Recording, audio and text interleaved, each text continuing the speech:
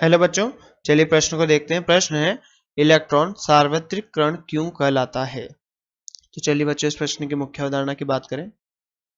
मुख्य अवधारणा।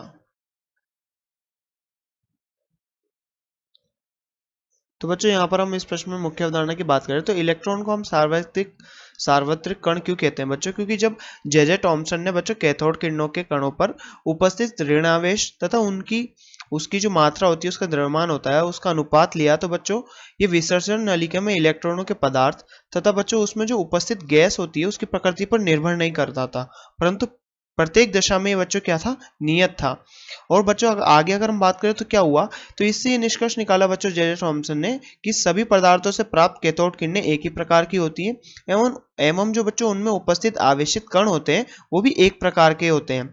तो बच्चों क्या हुआ, सभी तत्वों के लिए परमाणुओं में, सभी पदार्थों में क्या होता है बच्चों, इलेक्ट्रॉन की उपस्थिति होती है और ये परमाणु बच्चों परमाणुओं से भी छोटे होते हैं, अतः इलेक्ट्रॉन सभी पदार्थों के मौलिक कण होते हैं। तो चलिए बच्चों, इस प्रश्न की मुख्य अवधारणा की बात करें तो जे थॉमसन ने क्या किया बच्चों, जे टॉमसन बच्चों जे टॉमसन ने यहाँ पर कैथोड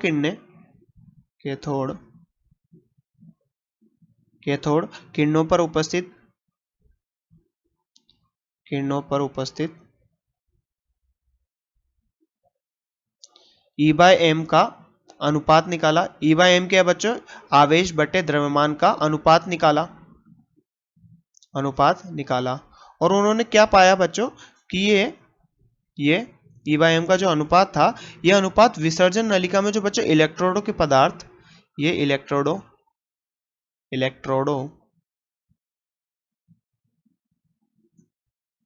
के पदार्थ तथा बच्चों जो विसर्जन नलिका में उपस्थित गैस थी उसकी प्रकृति पर निर्भर नहीं कर रहा था तथा यहां पर बोले नली में उपस्थित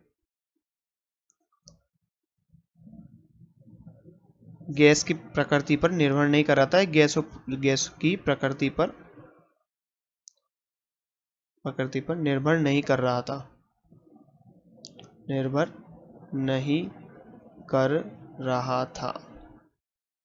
तो बच्चों क्या था, ये नियत था।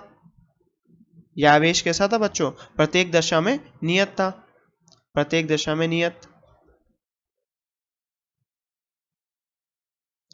तो बच्चों ये आवेश प्रत्येक दशा में नियत था। तो हम यह कह सकते हैं बच्चों, इससे क्या निष्कर्ष निकला कि सभी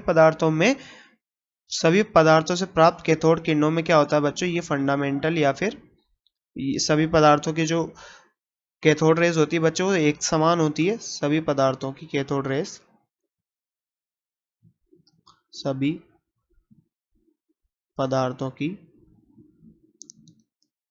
रेज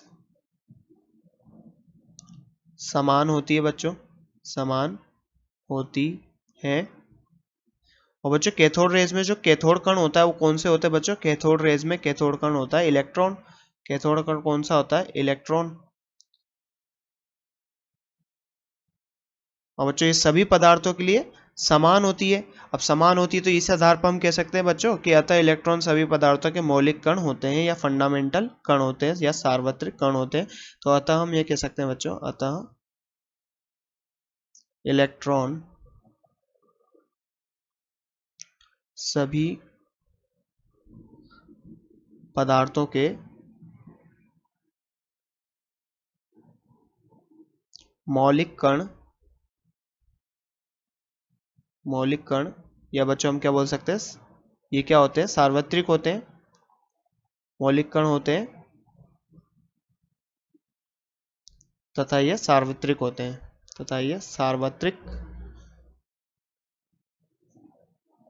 होते हैं। तो बच्चों जैसा कि हमसे प्रश्न में पूछा गया था इलेक्ट्रॉन सार्वत्रिक कण क्यों है, तो बच्चों हमने यहाँ पर देखा कि जे थॉमसन कैथोड किरणों पर उपस्थित E बाय एम का अनुपात निकाला और ये इलेक्ट्रोड के पदार्थ और गैस की प्रकृति पर निर्भर नहीं कर रहा था और प्रत्येक दिशा में समान था। और सभी पदार्थों की कैथोड किरणें क्या होती है बच्चों, समान होती है, किरणें समान होती है। तो जो कैथोड कण था ये इलेक्ट्रॉन था। अब बच्चों इलेक्ट्रॉन सभी के पदार्थों के लिए समान था, तो हम यहाँ पर कह सकते हैं कि इलेक्ट्रॉन सभी पदार्थों के लिए मौलिक कण होते हैं, और ये बच्चों क्या होते हैं, सार्वत्रिक होते हैं, यानी सभी में होते हैं। बच्चों आशा करते हैं आपको प्रश्न समझ में आया होगा। धन्यवाद।